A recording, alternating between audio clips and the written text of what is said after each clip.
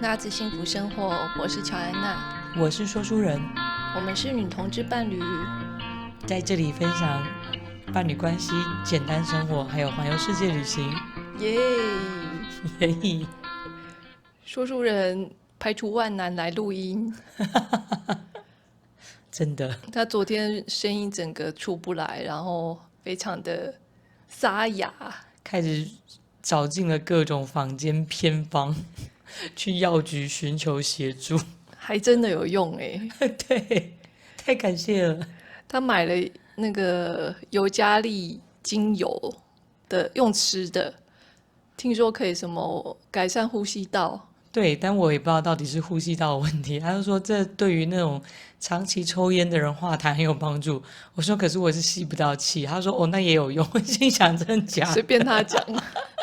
但是后来又买了一个德国进口的喉咙喷剂。对，所以我们现在搞不清楚到底是哪个东西有用。但是总之就是很神奇的是，过了一天睡了一觉之后，真的喉咙好多了。真的有如黄莺出谷般，这黄莺有点老，残破的黄莺。真的好很多啦。大概我觉得那一天的那个喉咙沙哑跟你现在的声音，我觉得有改善至少6-7成。真的，所以大家知道本来有多糟吧？没礼貌，这到底是包还是扁？然后听说有人说，讲话如果不要伤喉咙，要夹肛门。对，我刚刚去看了中医，中医师跟我说你就夹肛门，他说不过很容易忘记，所以你可以在你的课本上画肛门。然后他说这样讲哦，他说你画一些，我就说他说你可以画一些小提示，我就说譬如画个屁屁嘛，他说对，就是画屁屁。然后我心想，你可以正经一点吗？你不要因为你的病患不是很正经就这样。我觉得怪怪的，拿出你医生的专业。我怎么觉得你认识的医生好像不是我认识的医生？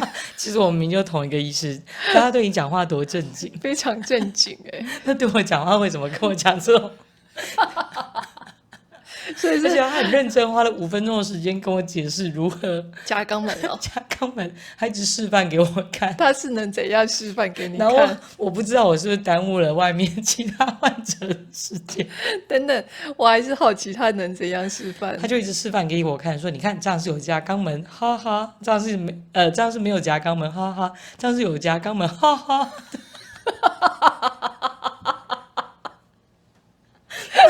他就用不同的语调一直示范给我。那这样子我有夹肛门吗？我不知道，我听不出来。然后后来我在跟他讲话的时候，他就说没错，就像你现在这样，音调有变高，你就是有夹肛门。但我心想其实没有。我心想我只是比较用力跟你讲话。我最近才因为看韩剧，有一部什么《非常律师与英语》，那一部还蛮励志、蛮可爱的。然后里面就有一个段落，是他的好朋友教他出庭的时候讲话，如果要很大声，就是要夹肛门。我以前都完全不需要夹肛门，我居然沦落到要夹肛门的一天。结果说书人刚刚才夹肛门就腿抽筋。因为我现在其实我有非常多苦恼的身体的莫名其妙的一些symptom， 又是喉咙肿，又是心脏没力吸不到气，然后又是不知道甲亢的关系什么，我这半年来超级容易抽筋，特别是这1个月，因为很频繁站着。我那天只是在跟学生讲，就是某一个老师他很会唱 rap， 然后我在学他唱 rap 的样子，然后我就双腿后侧抽瞬间抽筋，然后学生就看到老师在台上瞬间定格，然后接下来变成像一个肢体障碍人士，然后扶着旁边的墙开始拉筋，太夸张了。学完学生黑人问号，然后我就说我抽筋。这是种 rap 吗？然后他们就很兴奋，他们就很开心，真是一群超没良心的家伙。就前一秒还在那悠，下一秒好好笑哦。真的是娱乐大家。好，说书人时间不多，我们赶快切入正题。我们刚讲完的，对，那你现在跟我说我时间不多，对，我努力在治疗。不是那个意思啦。你笑得好开心啊！没办法主持了，你自己讲好了。我们接下来跟大家聊跟肛门还有声音一点关系，跟抽筋也没有关系的加拉巴哥群岛。Galapagos，乔安娜在《换日线》写了一篇文章，是关于加拉巴哥群岛的游记，放在下面的资讯里面，可以麻烦大家帮忙点阅，或者是可以先读文章，然后再来听。就我们今天要针对加拉巴哥一些我们蛮喜欢的地方，或者觉得蛮特别的地方，来跟大家分享。好，你喜欢哪里？我喜欢，我真的好喜欢那边好多野生动物哦，而且游客，我们去的时间点游客没那么多。为什么？我们去的时间点不是旅游旺季，什么时候才是旅游旺季？我们那个时候去的时候是几月啊？10月多嘛。对，那个时候好像风浪已经比较风浪很大。对，大家是春天、夏天的时候会很多人。哦，对，这个风浪大到我们中间有从主岛 Santa Cruz 到左边的 Isabela 那个搭游艇，然后整个海风大到那个船是在海上面用跳的，我真的觉得是用跳的，就是它一直往上冲，然后又掉下来，往上冲又掉下来，所以它就是我真的从来没有搭过这么颠簸的船。对，是真的还蛮颠簸的。对，但是因为我有去当地买它的晕船药，据说是就是当地很有效的晕船药，所以吃了以后，我整个就是很像是被用强力镇静剂，整个人像是在半梦半醒的状态。哦，真的啊、对，做完那个旅我程，没有吃，但是后遗症就是2天之后还在晕。对，而且你就是因为晕，然后肠胃就不舒服嘛。对，就一直有种反胃、绞痛、不舒服、恶心感。所以其实建议各位就是假设，因为我自认为我还算是蛮不太会晕的人，所以才会这么的给小不吃。真的还蛮对，但建议就是可以吃一下。对。当地民宿主人说，治疗晕船的偏方就是吃青苹果，连皮一起吃。他还买了1颗给说书人，对啊，他人蛮好的，有吗？有用吗？没有用啊？我觉得还好，没有什么用，哦但是还是 OK 觉得蛮感谢他。很感动。对，感动胜过于有用。所以你喜欢那边的动物们？对啊，我觉得可以很亲近的接触动物，那种海龟啊、鬣蜥或者是海狮，对，是真的可以不能摸，但是可以很近距离的观察，然后它也不会因为看到人走过来或就靠近，很紧张。对，但我觉得在那边的游客，我们看到了啊，大部分都有个默契，不会直接扑向那个动物们，会慢慢缓步靠近。因为法律好像也有规定，一定要隔多少距离。对，但是不至于说大家到动物旁边之后还在那边大叫啊之类的。哦，对啦，大家都对动物蛮温柔的。我觉得如果是一个很喜欢野生动物的人，真的很值得去，因为仿佛自己置身在一个超大动物园里头，也是那种海洋乐园。然后浮潜，就是深潜也蛮多人去的，可是因为我们没有证照，所以没有去做深潜。但浮潜的景致也蛮棒的。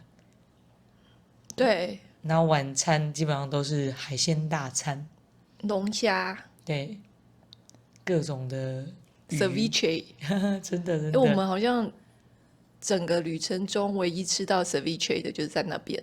后来好像回到利马也有类似的餐点，可是我们没有吃。我记得好像在利马有看到，嗯，对。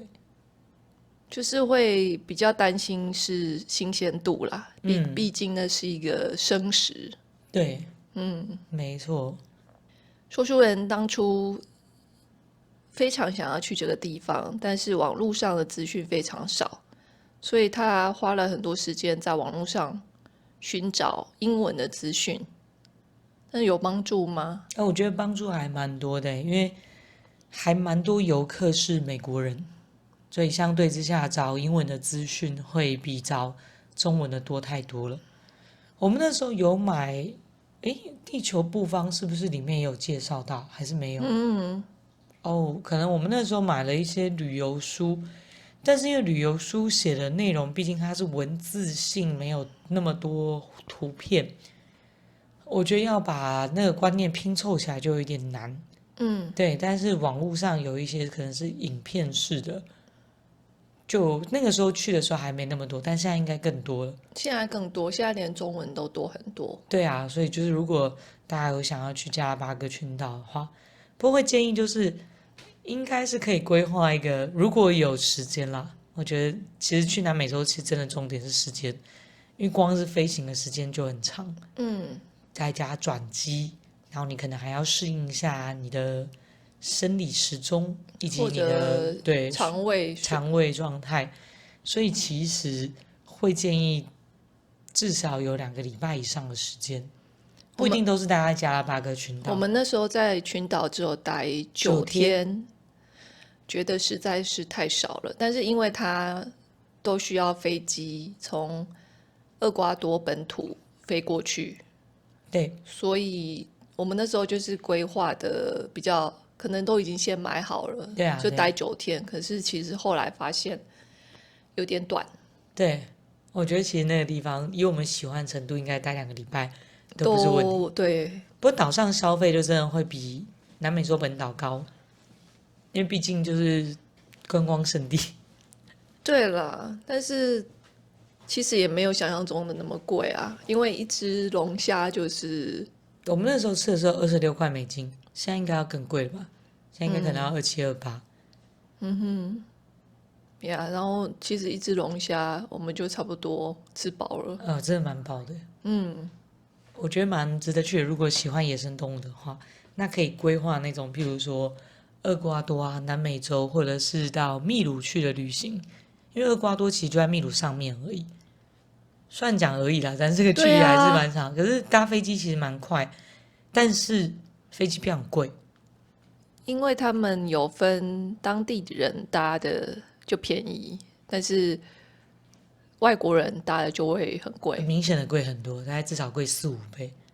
但是我觉得就变成说是，如果你已经规划要去南美洲，假设你的金钱跟时间是足够的，那其实一起玩，那这样干脆一起玩那个乌苏怀亚算了。就是会比较那个时间成本比来回的时间的那个金钱会来的，其实是比较省钱。不过当然还是看每个人自己的规划。我们那时候因为是直接是环游世界，所以直接都在那一整趟里头。我们真心觉得，其实大家都觉得环游世界好像比较有钱，没有分单趟出去才需要花比较多钱。所以其实反而这样子玩下来是比较省钱的。那你自己最喜欢加拉巴哥哪里？我喜欢那个气氛就是然后穿着夹脚拖，虽然我们那时候不是穿夹脚拖，就是有一种很悠闲然后散步在海滩上，然后吃晚餐，就是有一种我不知道海岛都会有一种很慵懒的气息。对，可能因为很热，然后又都是以观光为主。对，然后所以你不会在正中午或下午的时候在外面拉拉蛇，你大概就是会回去睡个午觉，然后对，然后再太阳稍微小一点3点多，然后开始出来，就是去看一些地方。对，所以有一种很悠闲的感觉，没错。然后又觉得很安全。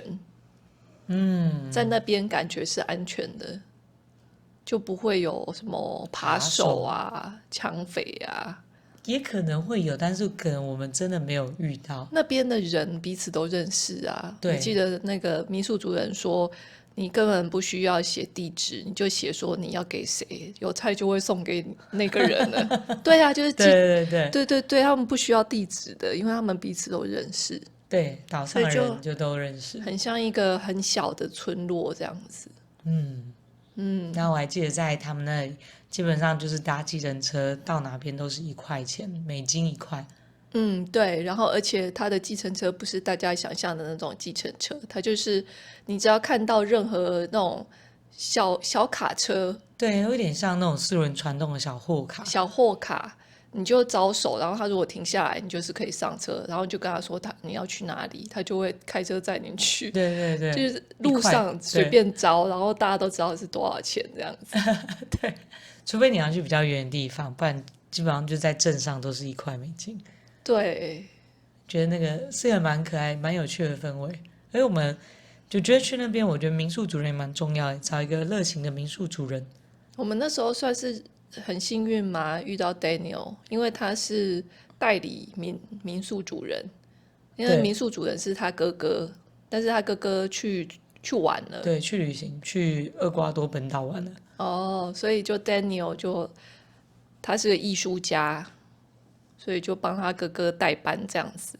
他平常的工作是什么电台广播主持人，还有画家，对，对，就是非常的热情又非常爱讲话，健谈，对非常健很谈。健谈的一个人。然后我们一开始我一开始还有一点戒心，觉得说我这么会讲话的人，感觉有点油条。这是在欧洲跟印度的遗留下来的坏印象吗？就是会特别小心会讲话的人啊。哦，但是后来发现他真的还蛮真诚的，而且他报的那个 tour 的价格完全就是真的是比外面便宜。他那时候还跟我们讲说，他没有抽成哦，他就只是这个公司报给他多少，他没有抽成，他就报多少。然后那时候我还在想屁啦，想说怎么可能？然后他就还说你们可以出去比价，然后我们也真的出去比价了，就比了才发现，哎，真的差不多。真的对，对他的是最便宜的，蛮神奇的。蛮实在。我们是在 Booking 上订的，那个时候也是有特别看大家的评论，就是说他很棒，对，很 friendly。因为他爸爸好像就是从他爸爸那个时候就开始经营民宿了，他爸爸就还接待过一个好像蛮知名的，是美国主持人吗？电视主持人还是什么的？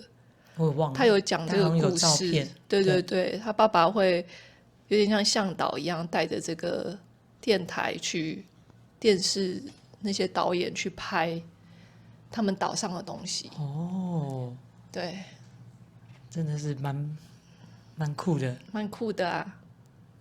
儿子有得到他的那个真传。对啊，他那时候还请我们喝啤酒，我不知道为什么我不喝。我忘了这一段呢。那我有拿吗？我应该没有。你又不喝酒，你怎么可能会拿？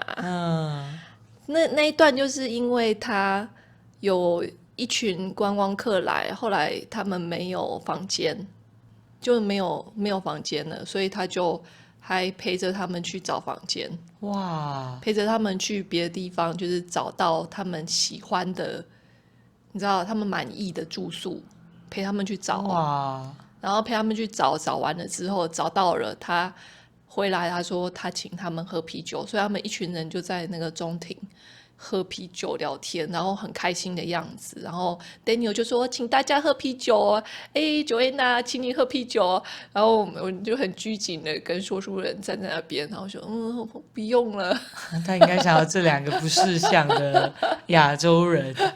就很不饭这样子嘛。对啊，你可能有一点。对啊，我们那时候好像是要出去还是要干嘛的，就跟他说不用了这样子。对，这样外国人会不会觉得亚洲人真的很难相处？我也不知道因为这是一种你知道，这是种 social 的，就在工地里头会请大家抽烟或者是喝阿碧。然后跟人家说不用了，这样对对对，他就觉得很不识相。没办法，我就那个社会边缘人啊，到环游世界还是边缘人。我觉得我最喜欢他的点，加拉巴哥的点，这点真的蛮奇怪的，但是确实是，就是200年前的时候，就我可以想象那种科学家，然后到那个岛上去探索，那在后来又自己踏上那个岛，我会觉得哇，就是当初达尔文来的地方，然后我现在踏在这个岛上，我会觉得有一种很奇妙的感觉。对，然后我就会想要说，诶，当初达尔文看的鸟或看的乌龟，是不是也跟我现在看的那个感觉是一样的？对对对对。然后我呢，记得那个时候要离开前的1-2个晚上，坐在那个海边，吹着海风，然后看着那个港口，然后旁边有鬣蜥，我就觉得哇，什么时候才可以再来到这个地方？或者是对，可能会回到加拉巴哥，或者是去到一个类似的地方，就是可以跟生物、动物这么的亲近。对，我会觉得哇，就是很想要留住这个瞬间，好好感受那个瞬间。不像真实的一个地方。对，对我来讲是很不像真实的地方。因为就是我本来就没有很喜欢那种，比如说就是逛街啦、大城市大城市啊，我其实我还蛮喜欢这种有野生动物的地方。荒凉，对，但是我觉得它的荒凉又比像我们那时候去 Amazon 里面就真的是，就是荒凉。就真的是，因为你也不可能在里面过度开发，而且我可能也不希望这样。虽然 maybe 可能可以住得更舒适，但我就是来到丛林里，所以势必就是有很多的蛇啊，对对对对对，或者是闷蚊热，子啊，对。但是加拉巴哥就你可以感受到它就是海岛，然后你又可以跟生物很亲近。我觉得这个是有一点像是融合在一起，可能至少在台湾比较没有像这样的地方啊。Amazon 的它的感觉，你会觉得很像走进了一个看不清楚生物的地方，就对，是生物都隐藏在树啊，然后土啊各种东西里面，湖里面、啊，对对对，但是都是浊的，所以对你根本没办法很清楚的看见。像我们那时候说书人一直说什么很远很远的树梢有一只树懒哦，然后我看了很久，我真的没看到。我也没看到，是他们其他人一直在讲说就是在那里。哦，树懒，我就说那你可以请他动一下吗？就真的看不清楚，就是都会有一点距离啊，对然后又看不是很清楚。我觉得去那边真的要戴望远镜，对，但加拉巴哥比较不会有这个问需要，题。你可以真的跟鬣蜥靠得超级近，它都不会走开。对，到底是为什么啊？好神奇哦。吼，对，不知道该怎到底是么说，为什么？就只能说是一个对野生动物控来讲是一个充满魅力的地方。我印象深刻，那边有一个画家，应该说艺术家，一个英国的老 lady，但他的体态保养的非常的好。对，他在那边就是很喜欢那边，所以后来就一直留在那边创作。后来还领养了一些狗狗，然后我很喜欢他的画作，他的画加了非常多的红色跟粉红色调，他把加拉巴哥的生物画的，就是很缤纷，对对，很缤因为纷，加拉巴哥应该比较偏蓝跟绿。对，但他加很多粉红。对，很特别的一个艺术家，他会自己用水泥做镜子啊，然后把一些就是有颜色的石头镶嵌进去这样子，或者是在水泥的东西，比如说相框上面，他画那些把油画上去这样，就是觉得他怎么会这么爱一个地方，爱到可以一个人他一个人。就有点像移民到那边去，对，然后开了一个艺廊这样子。所以开了一个小店在鱼市场附近。对，而且连那个建筑本身的墙壁，它都有加入设计，对，没错，一看就是他的风格。很酷，很酷。对，我现在还有在 follow 他，他的脸书，真的哦。对，所以他偶尔就会 po 一些文章，一些他画的画。哦，所以他还有持续创作。有欸，哇，我们算一算，应该也有3年左右没出国了。最后一次出国是去冰岛。对，但我们一直心心念念的想要再回到加拉巴哥。是欸，这是另外一个我们很想要再访的地方。对，而且这次应该要待个1个月，然后我那边想说2-3个礼拜，啊1个月。1个月吧，因为它太多离岛了。对啦，对，对，然后蛮多人会去跳岛行程，就是去几个主要的岛。对，我们还有那个右边的那一个没有去过。对，右边那个叫什么名字？我也忘了，突然间忘了。对，对，它大岛有3个岛，就是中间的主岛跟左边的伊莎贝拉，然后右边有另外一个。但是因为那时候大家会说右边那一个就是搭飞机，对，但是天候不佳，所以我们也没有很想搭小飞机。对，天候不佳，然后再加上费用也比较高。对，费用也比较高。对，下次要去。下次要去，而且可能先学个潜水的证照再去，因为很多真的人会去那吗？边。对，不过你知道中国不是之前有个议题，就中国的渔船到加拉巴哥那边去捕捞了很多渔获，然后被抗议。因为那边鲨鱼很多。是，对，所以也希望这种事情可以不要再持续一直发生。看到蛮心痛的。对啊，希望我们下次去的时候，加拉巴哥还是一样美丽。希望哦。如果大家有觉得不错的海岛想要分享给我们，也欢迎分享哦。好想要出国玩。真的，我好想要出国玩哦。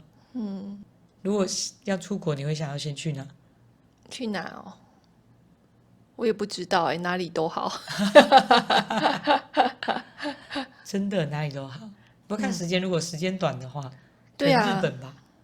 对啊，可是就是会有一点舍不得鸡蛋。哦，对，不过你回来还是可以看到它。是啦是啦。对啦，只是我现在都常常觉得说，哎，几个小时没看到他回家，就是真的哦，就会飞奔回家找他。天哪，这是我要说母女连心吗？对啊，你不在的时候，他一直在等你。对啊，就是觉得他一直在等我。真是一个复杂的羁绊。我不会用甜蜜，我用复杂。复杂非常的复杂。是怎样？如果你喜欢我们的 podcast 的话，欢迎到 Apple Podcast 帮我们留言跟评分。有任何想要听的主题，欢迎到拉拉手环游世界脸书粉丝专页留言给我。我们收到每一则留言，我们都会很开心，谢谢你们。那我们这一集就聊到这边咯，拜拜。拜拜。